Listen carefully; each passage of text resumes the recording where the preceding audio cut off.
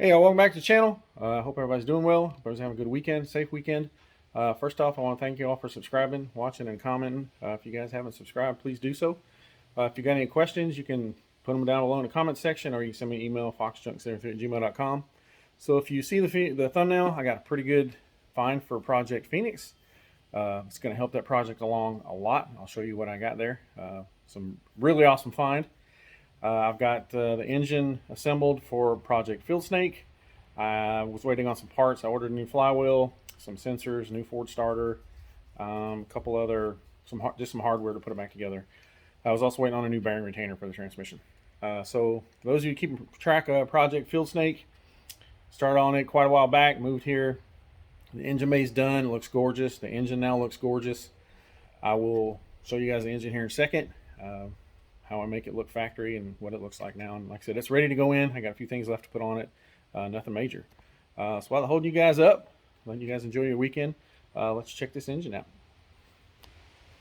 So here's the motor for Project Field Snake. Everybody's wondering the status on this car. I've showed some videos on it before. So the headers, I had those media blasted. And then once I have them media blasted, depending on what kind of media they use or eggshell or whatever, sometimes it'll just color them, but it just takes them down to bare metal and they look brand new. So when you start the engine, these will turn blue, kind of a bluish copper looking color, and they'll look like brand new factory headers. So that's what they look like. I use the factory style header gaskets. Those are just Velcro. They look just like the factory ones. The Ford ones will just say have a Ford stamp on them, but for what I'm doing, that's perfect. The valve covers are not bolted down, obviously. The rockers on there. I'll take them off and set the engine in the car, because when you use these lift hooks, it'll bend these hooks a little bit, and 9 times out of 10 it hits the valve cover. So I leave them unbolted. So that's the 93 Cobra water pump pulley, 93 Cobra crankshaft pulley. The correct 93 water pump bolts over here, for those of you who don't know. 93 only, they're kind of recessed in the center. This intake, I cleaned it up, and I used this stuff right here. Let's see. This Rust-Oleum stuff. This worked awesome on that lower intake. It took just about all the stains off of it. I mean, made it look almost new, as you can see. So, worked well. Oil pan, painted black like it's supposed to be. Everybody asking about paint on the block. That's just cast iron cast coat. I also use like a gloss clear over top of that, because that paint doesn't last forever, and the gloss clear helps a lot. So that's about it. I've got to put, now this is an early car. Check out that engine bay. Here's where it's going. So this is an early car. This is number 383. So I have a flat intake for it in the back. One day I'll show you guys the difference once I get to that point. But yeah, that's about it. 24-pound injectors are on there. Salt and pepper shakers. I got to fix this. Some moron cut the ground cable for the back. So I got to fix that yet. And so yeah, that's about it on Project Field Snake so far. So I'm hoping to have the motor in it. I'm hoping to have the motor in it next week. I got one more super awesome find for Project Phoenix. I hope this works out. We'll see. If it does, the car's gonna be awesome. So without further ado, let's kind of walk outside. I'll show you guys what I found for Project Phoenix, and this is gonna help a lot. So I was talking about, excuse the wind, y'all. So when I was talking about buffing the car or painting the car, I'd rather try to buff it and keep it all original paint.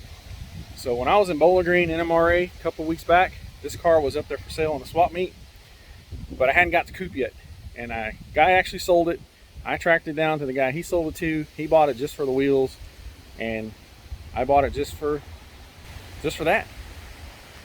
So this is an original paint. Well, not the whole car. The quarters have been painted on this, but the fenders are original paint. The doors are original paint. And my plan is to use original fenders. Maybe the bumper. I haven't decided yet. Check that out, y'all. Now that's awesome. So the plan for the day, I'm going to buff these out once I get them on the car. So the plan for today is to take the front clip off of that and put it on this one. So that's the plan for today. So if you want to hang around, I'm gonna get these fenders swapped out, and we'll see what it looks like. Hey y'all, now that took about all day. Sun's getting ready to go down. Got swapping out fenders, got the cleaning parts, got the hanging parts, and hanging parts turned into buffing, turning into waxing, turning into detailing, turning into, damn, it looks really good. So those of you who watched this car, when I first got it, it was a mess. It sat outside for like 5 years. A buddy of mine bought it. He had it in a storage unit for a year, so it's been sitting for about 6 years, I think. This car was original paint. It had some damage on the fenders. You go back and watch the first video. I was in Bowling Green. I seen this convertible parts car, and I'll be transparent. I paid $1,500 for a parts car just to buy a pair of fenders. Now, that's not all I bought it for. I've got a 6,000 mile black 93 Cobra that needs black interior. It's a black cloth car, theft recovery back in '94. The black headliner and sun visors are still in it, but when the guy got it, that's all that was in there.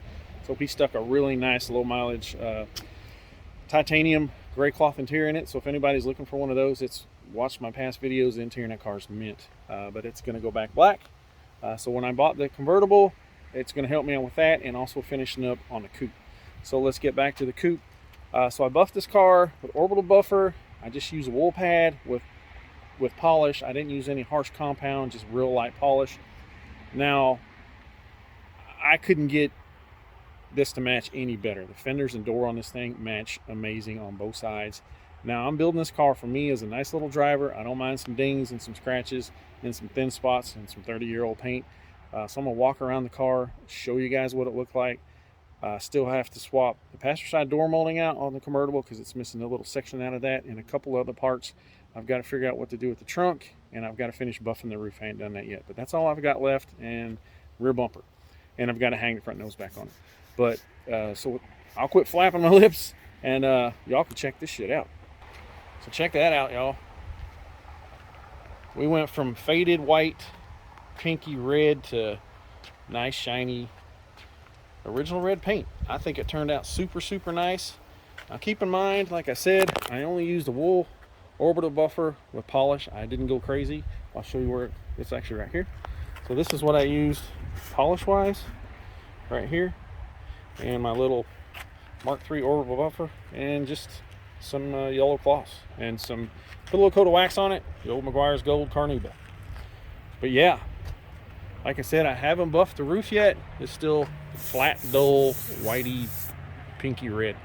It's amazing how that goes to that. Now look how good those fenders match those doors.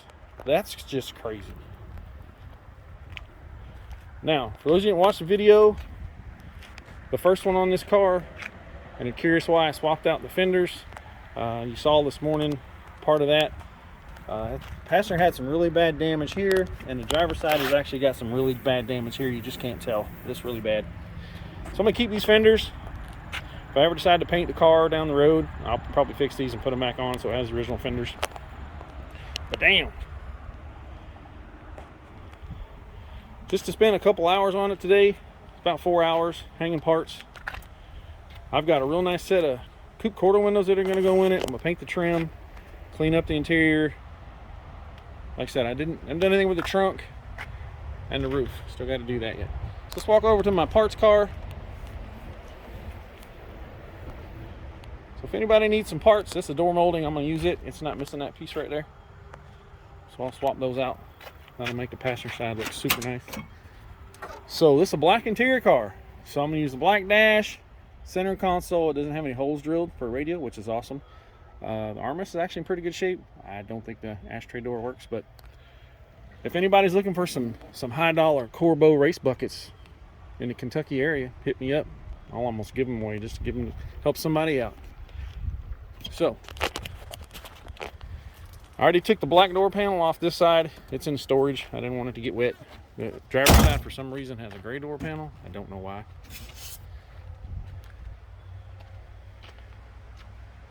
So let me know what you guys think. Some people probably think I'm crazy for buying a car just for some fenders, but when they match like that and you don't have to paint them, and my goal is to just make this car a nice patina driver car, unrestored, just an original survivor car. Yeah, it doesn't have the original fenders on it, but they don't get any more original than original Ford paint that matches the doors perfectly. So like I said, oh yeah, let's check this out real quick. Even the fender bolts, like they all went like right back in the same spots the other fenders went. It's crazy.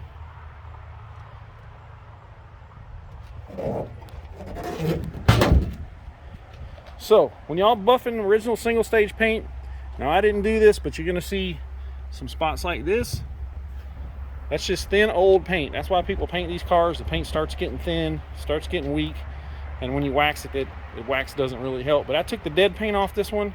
As long as I keep this car clean and waxed up every other week, it should stay looking this way for quite a while. So there's a spot over here on the trunk or quarter area. If you watched the first video, I don't know what I'm gonna do with that. Let me know what you guys think I should do. If I should try to blend this in, probably blend it in up to here, just back tape right here and put some nice red paint on it, so at least that doesn't look yucky. And then the trunk lid, I don't know what I'm gonna do with that. So we'll figure that out eventually, I think. So again, I'm super excited. Like I said, it's got a few dings and scratches, nothing major, but all in all, I'm really happy with the car. Turned out great, I think. So again, if you guys got any questions or comments, leave them below. Thanks for subscribing. Thanks for watching. If you got any questions, you can send them to foxjunk73@gmail.com. And if y'all got cars like this that the paint's still savable, don't let people tell you got to paint the whole car. Get out a little buffer, some wax or whatever. Bring it up. Try to save it. They don't all need restored. We need to try to save. There's survivor cars that we can save, especially cars like this, an original red 5.0 coupe with black interior. Again, sorry for the camera fading in and out. It's getting kind of dark out. So again, thanks for watching. Thanks for subscribing. And you guys have a good weekend.